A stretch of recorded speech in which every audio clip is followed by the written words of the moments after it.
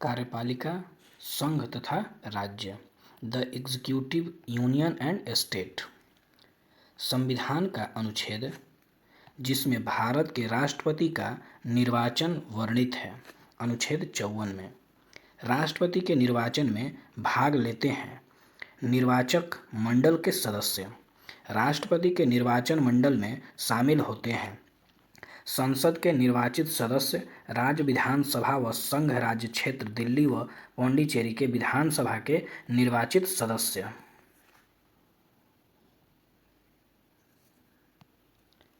संसद व राज्य विधानसभाओं के सदस्य राष्ट्रपति के चुनाव में भाग नहीं ले सकते हैं।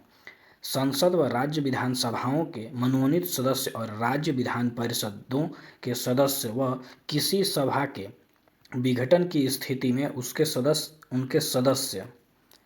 भारतीय संविधान का अनुच्छेद जिसमें राष्ट्रपति के निर्वाचन की रीति का वर्णन किया गया है, अनुच्छेद 55 में किया गया है। राष्ट्रपति चुनाव में अलग अलग राज्यों के एमएलए के वोटों का मूल्य अलग अलग होता है। राष्ट्रपति चुनाव में एक विधायक के मत का मूल्य निर्धारित होता है सूत्र से कुल राज्य की कुल जनसंख्या बटे में राज्य विधानसभा में निर्वाचित कुल सदस्य गुने 1/1000 द्वारा यही फार्मूला से तय होता है। राष्ट्रपति चुनाव में एक सांसद के मत का मूल्य बराबर होता है सभी राज्यों के विधायकों के मतों का कुल मूल्य बटा में संसद के निर्वाचित सदस्यों की कुल सदस्य संख्या से। भारत के राष्ट्रपति का निर्वाचन होता है आनुपातिक प्रतिनिधित्व के माध्यम से, एकल संक्रमणीय मत व गुप्त मतदान द्वारा। राष्ट्रपति के निर्वाचन में कोटा का अर्थ होता है निर्वाचित होने के लिए आवश्यक मतों का भाग। भारत के राष्ट्रपति के चुनाव में निर्वाचित होने के लिए आवश्यक कोटा बराबर होता है कुल वैध मत बटा में कुल पद +1 टोटल का +1 के बराबर। राष्ट्रपति चुनाव संबंधी विवाद में अंतिम निर्णय लिया जाता है उच्चतम न्यायालय द्वारा।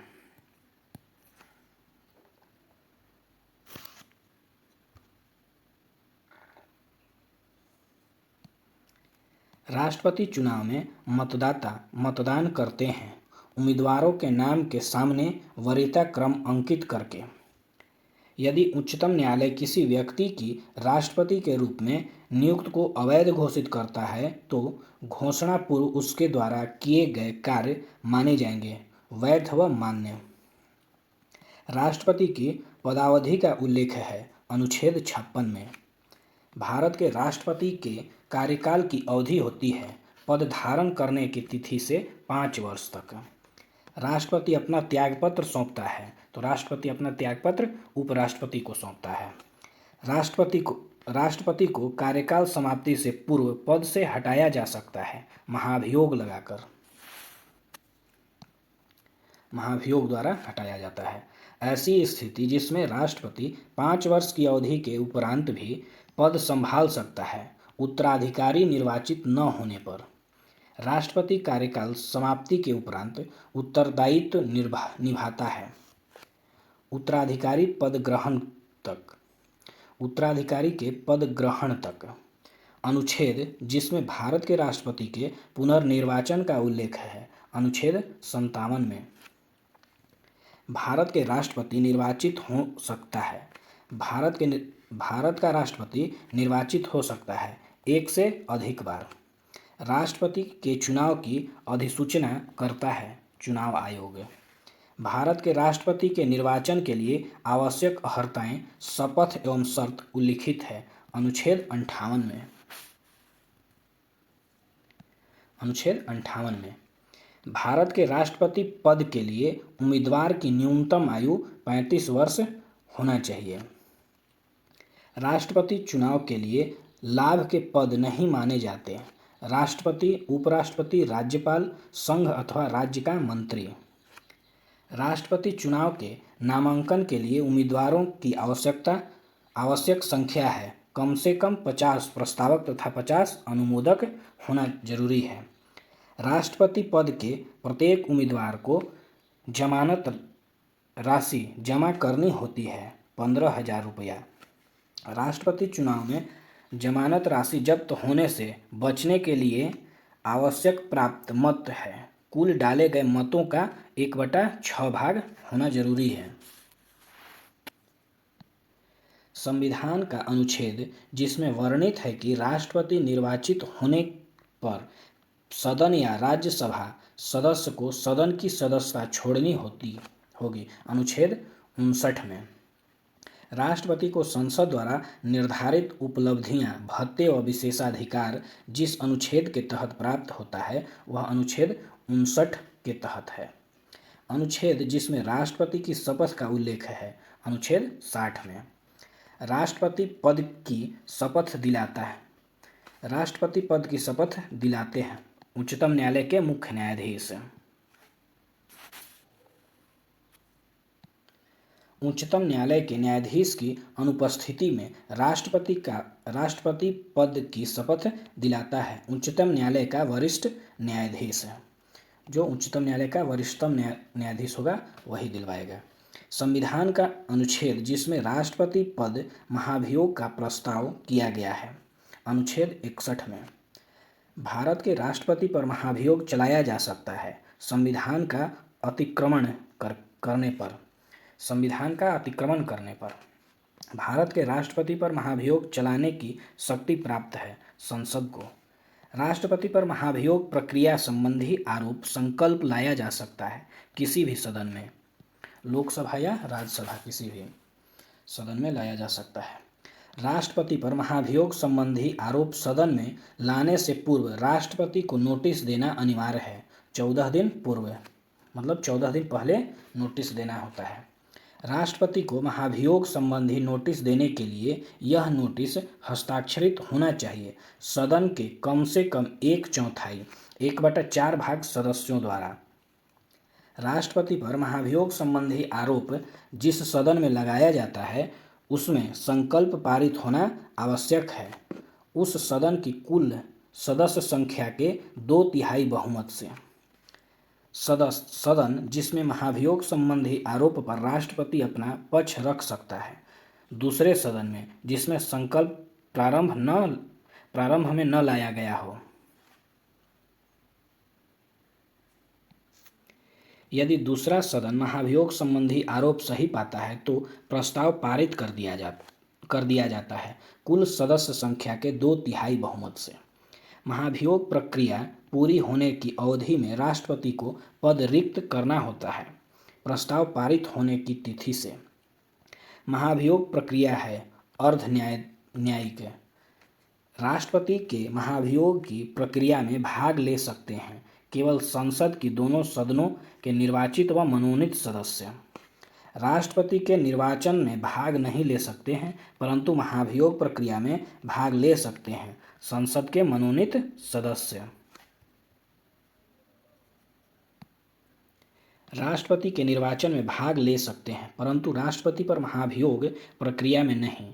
विभिन्न राज्यों तथा संघ राज्य क्षेत्र दिल्ली व पौंडीचेरी विधानसभाओं के निर्वाचित सदस्य। कार्यवाहक राष्ट्रपति का दायित्व निभाने वाले किसी अन्य पदाधिकारी को वेतन भत्ता मिलता है राष्ट्रपति पद के अनुसार। कार्यपालिका की शक्तियां निहित होती हैं राष्ट्रपति में, अनुच्छेद 53(1) में।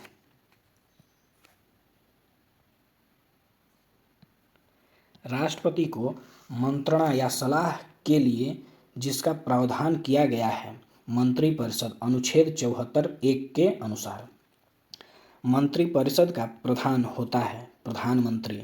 भारत सरकार के सभी शासन संबंधी कार्य किए जाते हैं राष्ट्रपति के नाम से।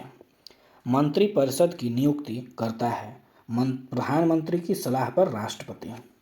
भारत संघ के मंत्रीगण जिसके प्रसादप्रयत्त अपना पद धारण करते हैं राष्ट्रपति के। अंतर्राज्यीय परिषद का गठन कर सकता है राष्ट्रपति। किसी क्षेत्र को अनुसूचित क्षेत्र घोषित करने का अधिकार होता है राष्ट्रपति के पास।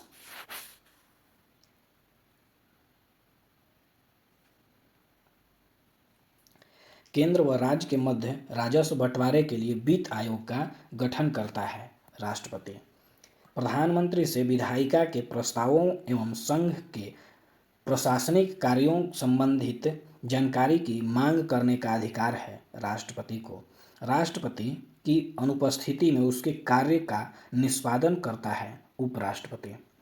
भारत के राष्ट्रपति व उपराष्ट्रपति की रिक्तता की स्थिति में कार्यवाहक राष्ट्रपति के रूप में कार्य करता है भारत का मुख्य न्यायाधीश। राष्ट्रपति या उपराष्ट्रपति व उच्चतम न्यायालय के मुख्य न्यायाधीश की अनुपस्थिति में राष्ट्रपति पद का कार्यभार संभालता है उच्चतम न्यायालय का वरिष्ठतम न्यायाधीश। लोकसभा के विघटन व संसद के संयुक्त अधिवेशन का आह्वान करने की शक्ति होती है राष्ट्रपति के पास। प्रत्येक वर्ष संसद के प्रथम अधिवेशन व प्रत्येक नए चुनाव के बाद संसद को संबोधित कर सकता है राष्ट्रपति। संसद में लंबित किसी विधेयक के संदर्भ में संसद को संदेश भेजने की शक्ति होती है राष्ट्रपति के पास। संसद में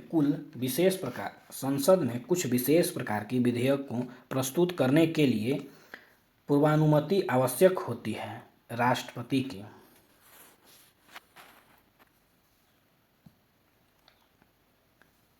विधेयक जिसमें राष्ट्रपति संसद के पुनर्विचार के लिए नहीं लौटा सकता है धन विधेयक को।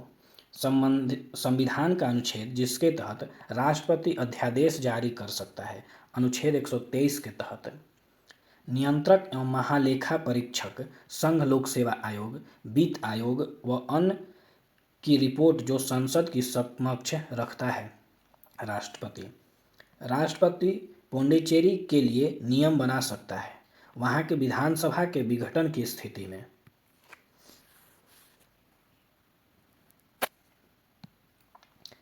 विधेयक जो राष्ट्रपति की पूर्वानुमति के बिना ही संसद में पेश किया जा सकता है धन विधेयक। अनुदान की मांग नहीं की जा सकती राष्ट्रपति की सिफारिश के बिना। उच्चतम न्यायालय के मुख्य न्यायाधीश व अन्य न्यायाधीशों की नियुक्ति करता है राष्ट्रपति। उच्चतम न्यायालय से सलाह लेने का अधिकार राष्ट्रपति का है न्यायिक अधिकार। अनुच्छेद जिसके तहत किसी अपराध के लिए दोष सिद्ध व्यक्ति को राष्ट्रपति क्षमा अर्थात दंडादेश का निलंबन, प्राणदंड स्थगन, राहत और माफी प्रदान कर सकता है अनुच्छेद 72 के तहत। अनुच्छेद 72 के तहत भारत की सेना का सर्वोच्च सेनापति होता है राष्ट्रपति। जल, थल व वायु के प्रमुखों की नियुक्ति करता है राष्ट्रपति। भारत के संविधान ने आपातकाल लगाने की शक्ति प्रदान की है राष्ट्रपति को। राष्ट्रपति शासन लागू किया जाता है अनुच्छेद 356 के तहत। अनुच्छेद जिसके तहत आपातकालीन स्थिति में राष्ट्रपति यह बता सकता है कि कौन कौन से मूल अधिकार कितनी अवधि के लिए निलंबित रहेगा अनुच्छेद 359 में।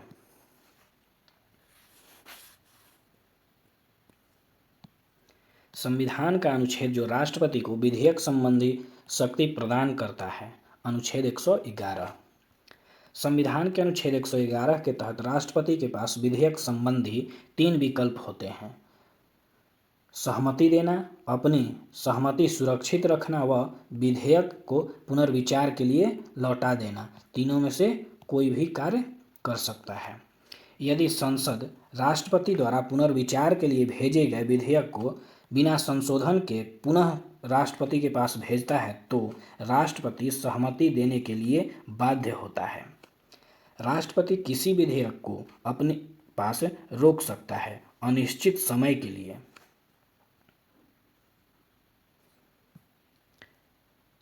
आत्यांतिक वीटो है विधेयक को सुरक्षित रखने का अधिकार।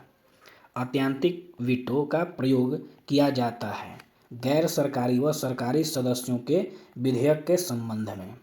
विशेष वीटो होता है विधायिका के असाधारण बहुमत जिसका अध्यारोहण किया जा सके। निलंबनकारी वीटो होता है जिसके द्वारा राष्ट्रपति किसी विधेयक को पुनर्विचार के लिए भेजता हो। विधेयक जिन पर निलंबनकारी वीटो का प्रयोग नहीं किया जा सकता, संविधान संशोधन विधेयक व धन विधेयक पर। पॉकेट वीटो होता है राष्ट्रपति द्वारा विधेयक पर अपनी सहमति या असहमति न देने का अधिकार। ऐसा वीटो जो भारत के राष्ट्रपति द्वारा नहीं बल्कि अमेरिका के राष्ट्रपति द्वारा प्रयोग किया जाता है। विशेष वीटो। भारतीय डाक संशोधन अधिनियम के संदर्भ में पॉकेट वीटो का प्रयोग करने वाले राष्ट्रपति थे ज्ञानी जैल सिंह।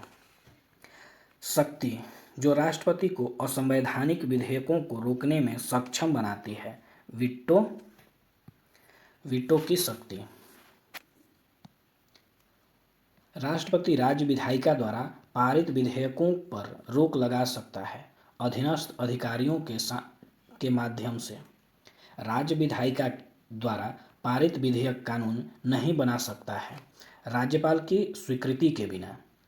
राज्यपाल को वीटो शक्तियां प्रदान करने वाला अनुच्छेद है अनुच्छेद 200।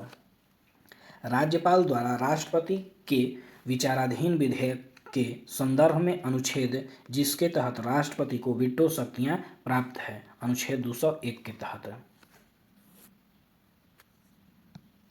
राज्य विधायिका के संदर्भ में राष्ट्रपति की निलंबनकारी वीटो निरस्त नहीं की जा सकती। भारतीय संविधान में अध्यादेश का प्रावधान लिया गया है भारत शासन अधिनियम 1935 से। अध्यादेश का प्रयोग किया जाता है अप्रत्याशित व अविलंबनीय मामलों से निपटने के लिए। अध्यादेश जारी किया जाता है आकस्मिक स्थिति में जब एक या दो सदस्य सदन सत्र में न हो।